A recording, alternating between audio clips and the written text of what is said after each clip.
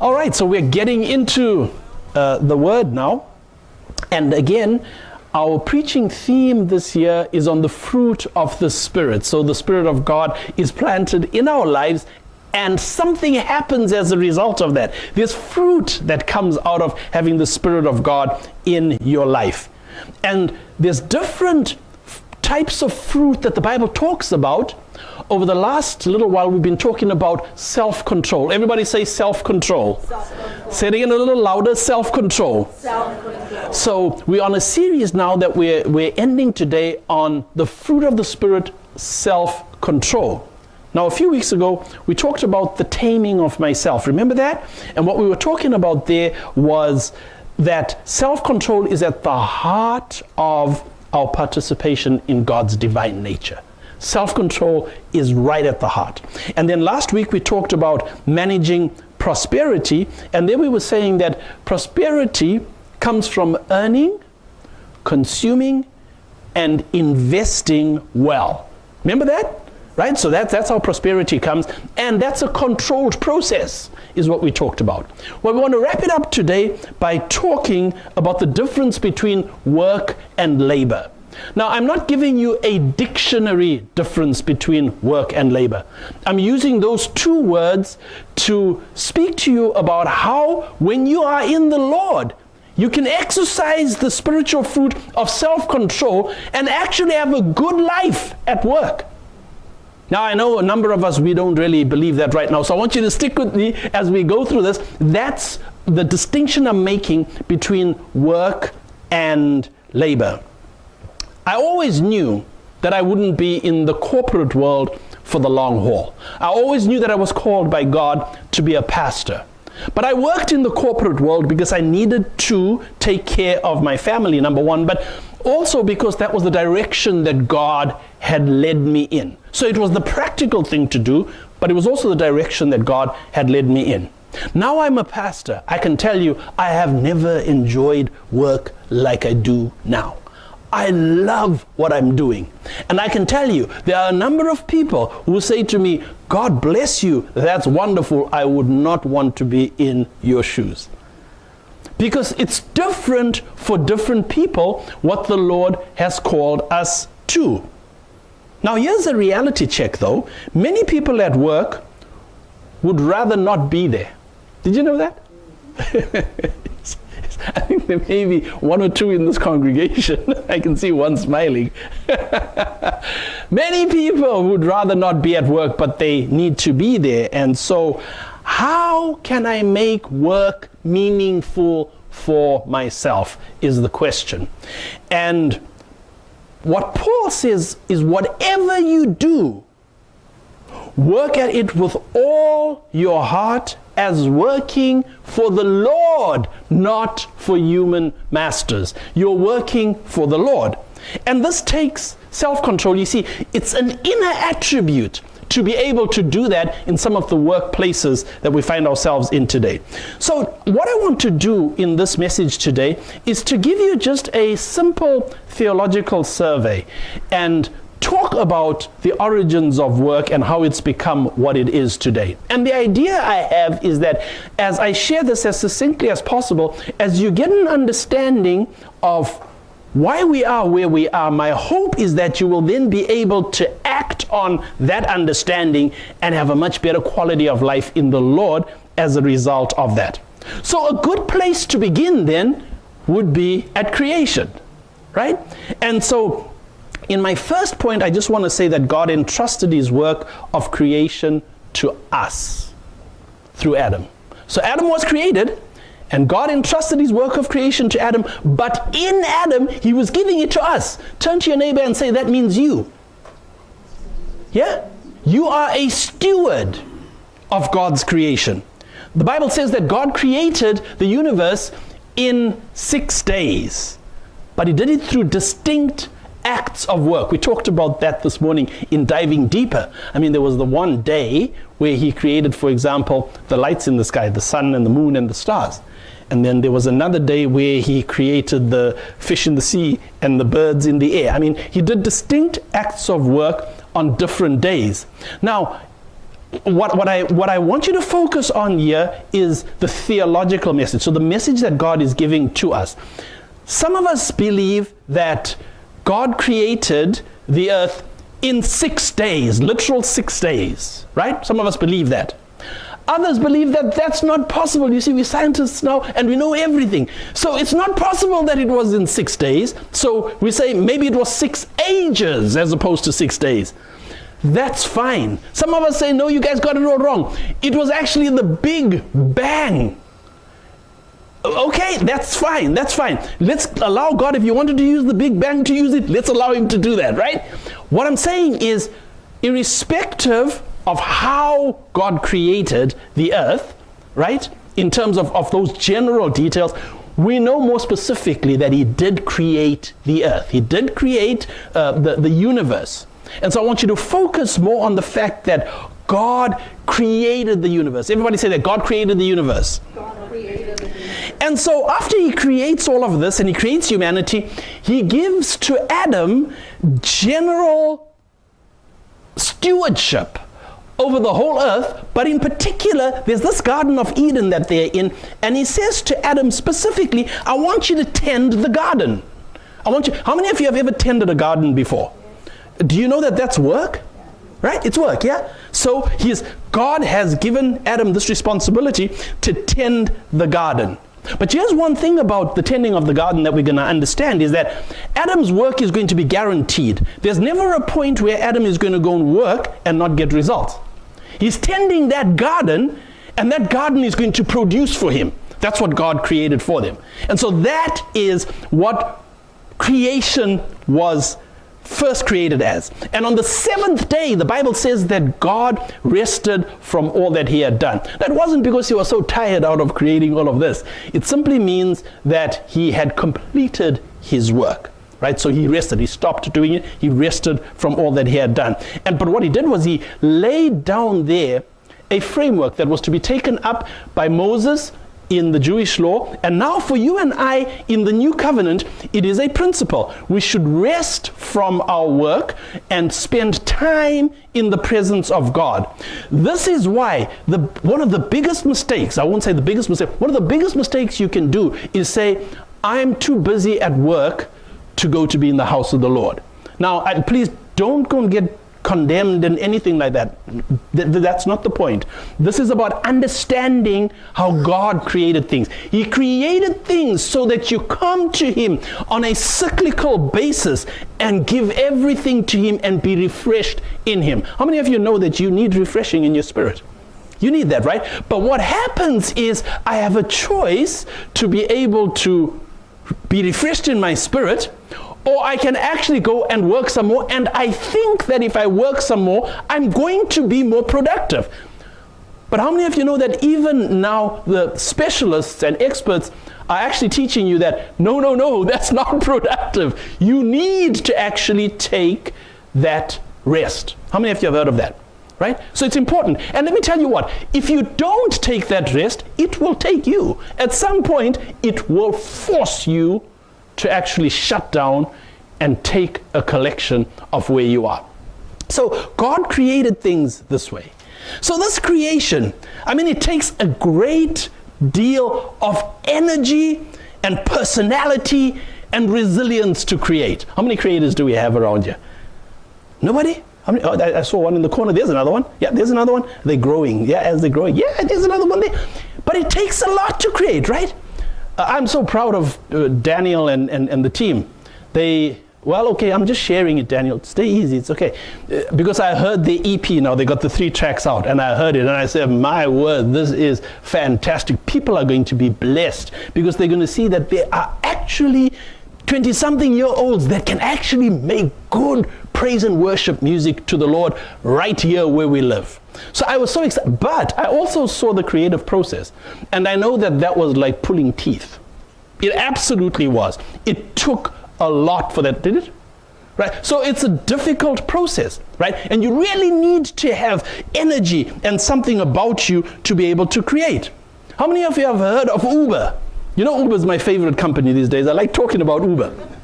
And they've got public information that's available, and you can read this up and you can find out about it.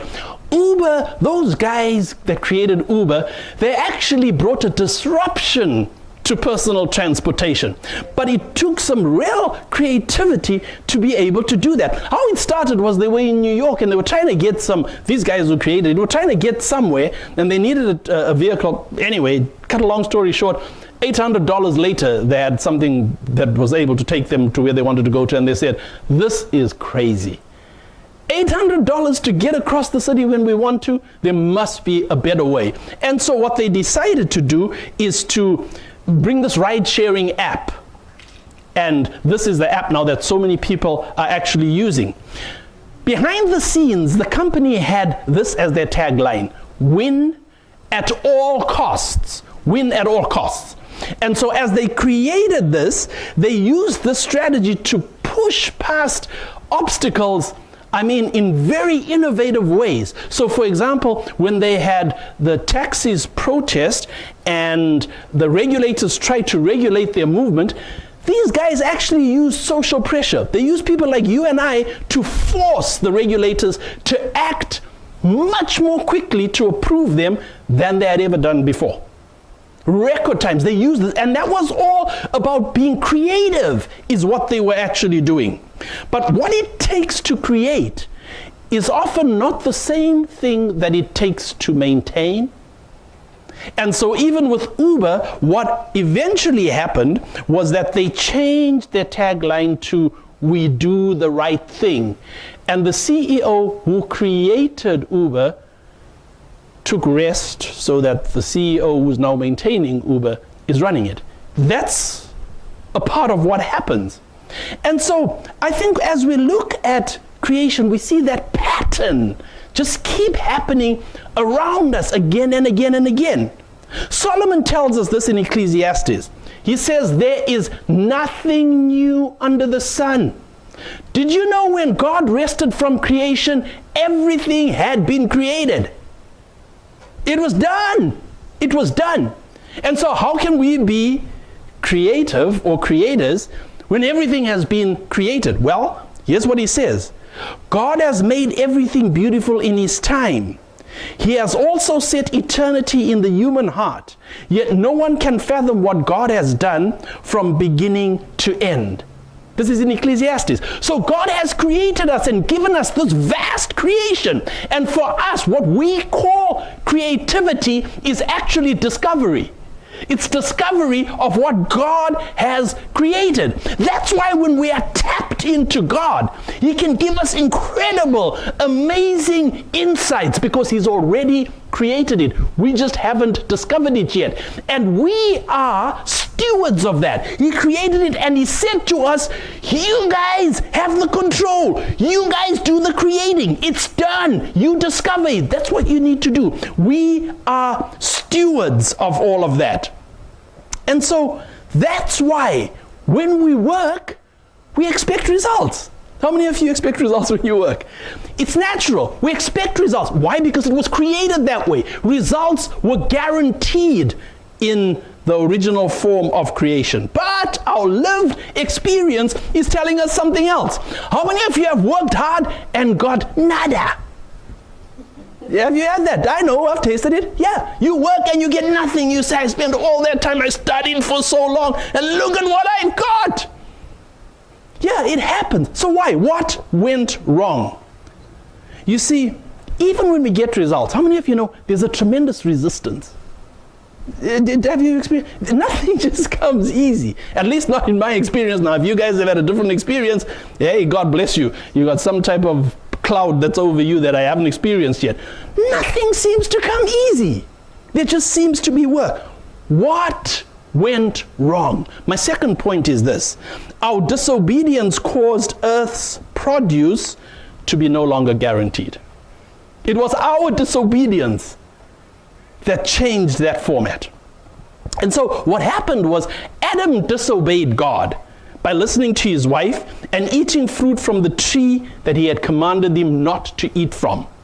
Now, guys, if you want to just look at the woman and say it's your fault, then you need to come to diving deeper, because you're going to learn that. So let me just make it clear, right? Here's the guy who God gave a daughter to. Guys, I mean, young guys, listen to this.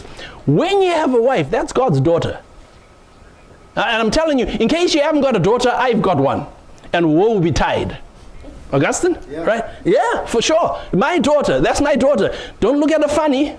That's my daughter, right? I feel that way, right? So when we take a wife, that is God's daughter. And I say this, and it's controversial, but I like it. Now, after you take God's daughter, Adam, and you're supposed to look after and take care of her, she's talking to a snake and you're standing and watching. Like, how did you do that? And then after that, you went and take the fruit she wasn't supposed to eat of. God didn't tell her not to. He told you not to. And now she's going and taking that, and you let her go and take it, and then you eat the fruit. Yeah. Look at that. Can you imagine that? So I think, have I made the point? I think I made the point. So the disobedience is on Adam, absolutely. As much as it's Eve, it's on Adam as well.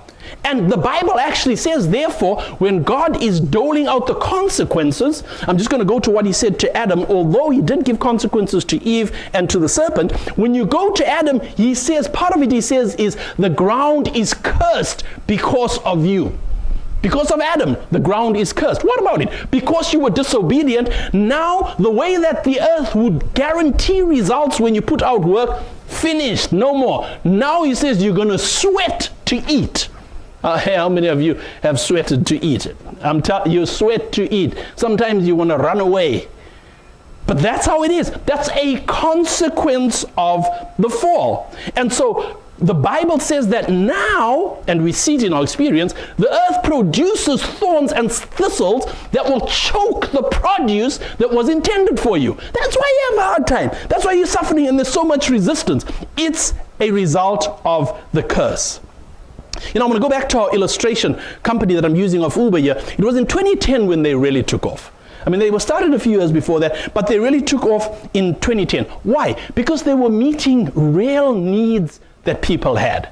Real needs. I mean, it was a time, still is, but it was a time when there was an app for this and an app for that, and things were just becoming much, much simpler, and people wanted simplicity in their lives. So rather than having to go through a long process of getting a taxi, now you can just go chick, chick, chick.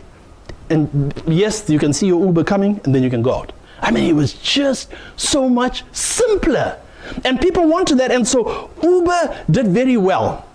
But what they started to do was they started to do a number of things that brought them criticism, especially from the social conscience. So for example, with regulators, they were very, very, very aggressive. And drivers began to complain that after their expenses, they were being paid less than minimum wage. Drivers began to complain about that. But I think where they really hit an inflection point was where there was sexual harassment at the company, and they chose not to deal with it. And that was kind of the proverbial straw that broke the camel's back, and it resulted in a toxic environment that caused the departure of the CEO. So things went wrong when it went into maintenance mode. Now, I was looking at some research that Nielsen conducted, and this is how this now applies in our lives. They did some research relatively recently, and they said about 3/4 of employed people say that if they could, they would leave their job. Right now. 3/4.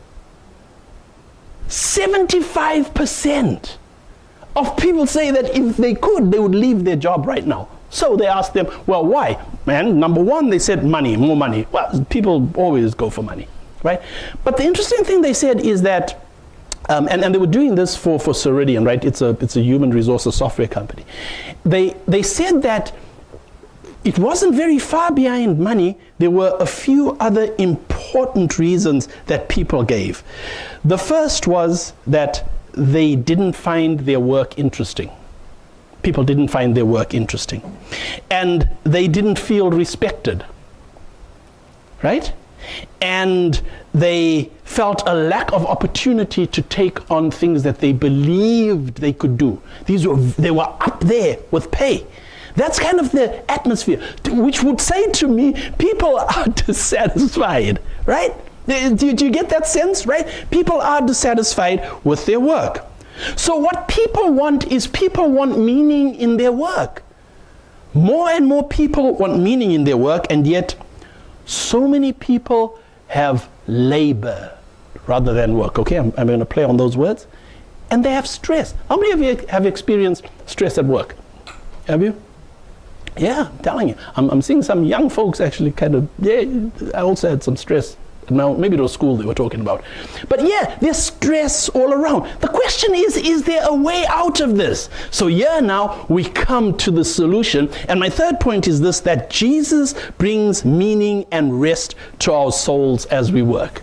Jesus is the one that will bring that. He invites us to come to him. And when we surrender our inner lives to him, he gives us rest for our souls. He does. Now, folks, I want to tell you this from personal experience. It's not just when you're in church that you get the rest for your souls, when you give your life to Jesus. When you give your life to Jesus, it's in every aspect of your life. But that's where things like self-control come in. Because now I need to regulate my life so that it is in alignment with what Jesus is calling me to do and to be. He says, take my yoke upon you. Now think about that. Do you know what a yoke is? A yoke is, they would take oxen in the agricultural places, and they put a yoke on the necks of the two oxen, so they would be tied together and they would be able to just use all of their energy going in a particular direction. They were controlled that way. And Jesus is saying to you, take my yoke upon you. Now our initial reaction to that is, why, I don't want a yoke. But here's the reality. Now you got to get this, and I know you know it. Whether you like it or not, you've got a yoke. You've got a yoke, right? It's a question of what it's going to be, but you have a yoke. And what Jesus is saying, so take my yoke upon you. Why? Because he says that you can then learn from me. Why? Because I am humble in heart and I am gentle. And therefore, once you learn those things, you are going to find rest for your souls. Because his yoke is easy and his burden is light. I'll tell you something. People have argued with me for many things. They've never ever argued with me for loving them. Has anybody ever argued with you for loving them? I mean, really, they don't argue with you for, someone argued with you for loving them. We need to talk about that after church so we can go pray for that person. People generally will enjoy having good things done for them. That won't be a problem for them. They have other problems, but generally, if you're going to do good things for me, I'll be all right. I might not even like you, but if you can come and cut my grass nicely for me, that's so that I don't have to cut that grass. I don't care how much I don't like you. Cut the grass. That's okay, right? We tend to be that way. Things that benefit us, we tend to like. Now, Uber have changed their rallying cry now to we do the right thing, but they're still under the gun. In fact, there was, in May, there was an article that was published about the company saying that Uber has a path of destruction. They went ahead and they did this app and implemented it, but at the end of the day, they created this multi-billion-dollar investment vehicle that made a few people rich, but at the end of the day, they didn't really reduce the cost of taxi transportation, is what this article argues. And I think the key thing that I can assure you about, regardless of what's happened out in the marketplace, is that if you're working at Uber, there's pressure. There is pressure to perform. And it's not just Uber. At any company that you're going to work at today that wants to succeed and be around in the future, you are going to be under pressure to perform. There's a few places you might be protected for a limited period of time without performance, but that's rare. And if that's happening, know that you are on your way out, or that company is on its way out. Either or. There's pressure to perform. And so to have long-term job satisfaction, employees need to be looking at more than just the job. Because if you're just looking at the job and the objectives of their companies, you're going to be disappointed. Because companies are flawed. And I've said this before, I'll say it again. If you think your company exists and has hired you because it likes you, you need to go and have a shower. Companies are there to make money. They like the money you're making for them.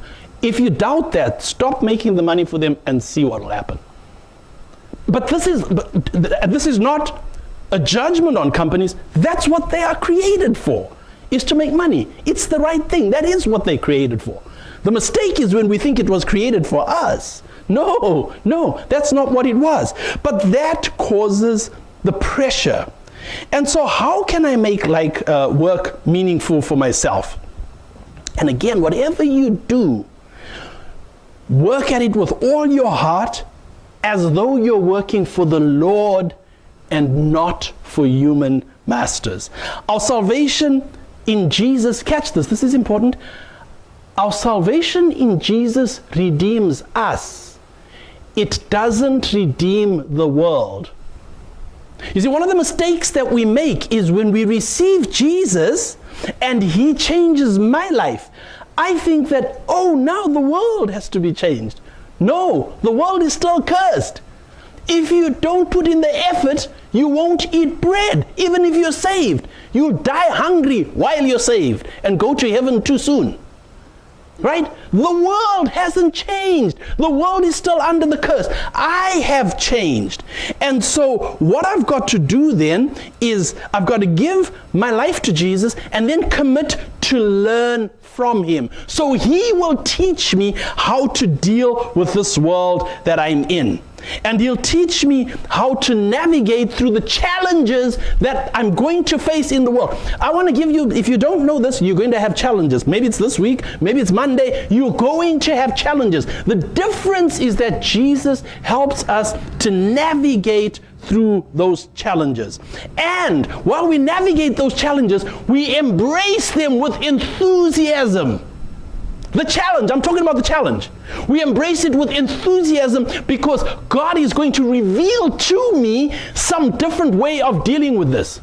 God spoke to me, he speaks to me quite a few times. He spoke to me one time and said to me, every boss that you have is a direction pointing you somewhere. The bosses you like and the bosses you don't like, they are there. They are pointing you in a certain direction. Therefore, I can tell you quite clearly some bosses who taught me what I don't want to be, which was very beneficial for me. Because sometimes the media makes you think that being this particular type of a person is what you need to succeed. And you spend time with that type of a person and you say, no, not for me. If I need to be like that, then I'll fail rather. But I don't want to be like that. So God has all of this. There's so much when you're in Jesus that you can use because you are in direct comms with God who has created everything. You're just discovering what God has created. So work is necessary. It's a means to an end. But through self-control, let's keep our eyes on Jesus rather than on the work. And let's work for Jesus rather than working for the objectives of the company solely. We're working for Jesus, and I'm telling you, he will give us the means to be joyful, to be successful. I'm talking from experience. You know, in conclusion, a few weeks ago, I was talking to Pastor Lucy when I woke up in the morning. When you get married, this is good. It's wonderful to wake up in the morning and see her right there. Right there. You don't have to go far away. She's right there. Married guys, isn't that good? It's awesome. I'm just adding something for spice there. It's awesome. So I say to her, hey, I had a dream. Because I had this crazy dream. I had this dream that I was, I don't know what, maybe I'll call it depressed. I don't know. But I couldn't handle going out and facing life in the stream. It was actually painful. Now, I've never experienced that before. It was actually painful. I didn't want to face life. I was actually saying, please, no, I'd like to get out of this. I need a way out. I don't want to go out. I mean, literally, I don't want to go out to face life. right? And I've heard people talk about that. And so when I woke up, it was painful. I felt the pain. When I woke up, I thought this was a strange experience. And I said, Lord, what is this about? You talk to God. It's nice to talk to God. He actually answers you. God said to me, I don't want you to be in that situation, but I needed you to experience that for the job that you do for me. I said, I'm good, God. I've got it. This was 2 weeks ago, maybe. Watch. Friday night, I get a phone call from somebody who I haven't talked to for a very long time, who lives a few time zones from where we are. The person calls me and says to me, my son, and I know the story, my son has been an atheist away from God for 4 years. 2 weeks ago, he recommitted his life to the Lord. Wow, that's exciting. Watch. But he's suffering from depression. He says that it's like he's trying, every time he tries to make a decision, it's like he's in this dark pit, and he's trying to climb out of the pit, but then he slides down the walls because they're slippery with all of the mud. And so she's telling me this and asking me to give her some help, which by that time you can imagine I'm bouncing like a balloon because I'm saying, look at, do you get that? God is busy talking to me in a dream and giving me an experience while he's busy saving somebody a few time zones away, and he's preparing me because he knows that person who, and I haven't even spoken to that person yet, is going to connect back with me. So God puts me in a position so that I can minister to that person. This is the God of creation that you serve, that loves you, that wants a relationship with you. And so therefore, what I'm saying is that, work is difficult, but you have the potential to create a powerful legacy in your life. I mean, everybody, you young guys, you have that power. You old guys, you have that power right where you are right now. As long as you're still breathing, it's a great day. You have the power to create an incredible legacy. How do you do that? Here's the thing. You don't do it by complaining and fighting and struggling with the work environment that you're in. That just saps your energy. Please, I'm not saying you should be a doormat and accept everything. That's not my point. But what I'm saying is, through Jesus, embrace every situation you're in as a situation that he has allowed you to go into, because he has given you the self-control to be able to get beyond that situation. Can you hear what I'm saying? You must believe that, and you must, tomorrow when you go to work, engage your workplace like that, because you can learn how to de-emphasize negative influences at work. You can learn how to do that. You can learn how to handle emotional situations at work. You can learn how to do that. Listen to me. You can learn how to stand up and say, I don't accept what's going on here. I'm finding another job, and you can go to another job. You have the power to be able to do that. You call the shots because you are in Christ. Don't let that environment put a toxic spirit over you. This is a good place for you to clap your hands.